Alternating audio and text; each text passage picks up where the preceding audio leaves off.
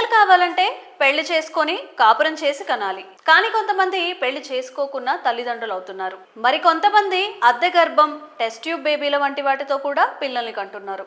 అయితే కొంతమంది తమ జీవిత భాగస్వామికి శృంగార సామర్థ్యం లేక కూడా పిల్లలు కనలేకపోతున్నారు. అలాంటి వారిలో కొందరు పిల్లలను దత్తత తీసుకుంటుంటే మరికొంతమంది అలాగే పిల్లలు లేరే అంటూ కన్నీళ్లు పెట్టుకుంటూ ఉంటారు.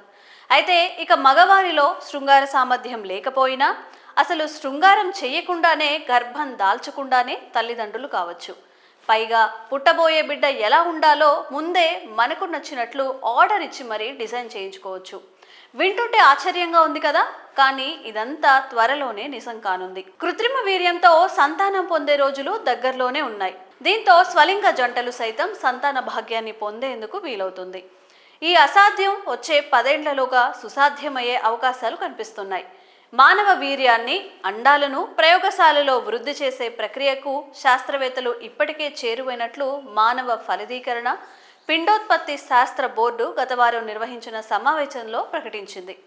మానవ ఫలదీకరణ, పిండ శాస్త్రానికి సంబంధించిన చట్టాన్ని ఆధునీకరించేందుకు 2023లో కొన్ని ప్రతిపాదనలు చేసిన HFEA ల్యాబ్లో మానవ వీర్యాన్ని, అండాలను వృద్ధి చేయడాన్ని వైజ్ఞానిక రంగం సాధించిన విప్లవాత్మక పురోగతిగా అభివర్ణించింది. నైతికంగా ఇది ఎంతో వివాదాస్పదమైన పురోగతి అయినప్పటికీ దీన్ని వినియోగించుకోవడం వల్ల ఎన్నో లాభాలతో పాటు నష్టాలు కూడా ఉన్నట్లు స్పష్టం చేసింది.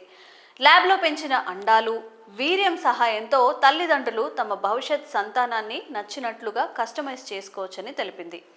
శాస్త్రవేత్తలు ఇప్పటికే ఈ పద్ధతిలో ఎలుకల నుంచి కొన్ని పిల్లలను, జీవ సంబంధికులైన 2 తల్లిదండ్రుల నుంచి ఓ బిడ్డను ఉత్పత్తి చేశారని HFEA వెల్లడించింది. మరి ఈ సరికొత్త ప్రయోగాలపై మీ అభిప్రాయాలను కామెంట్స్ రూపంలో తెలియజేయండి.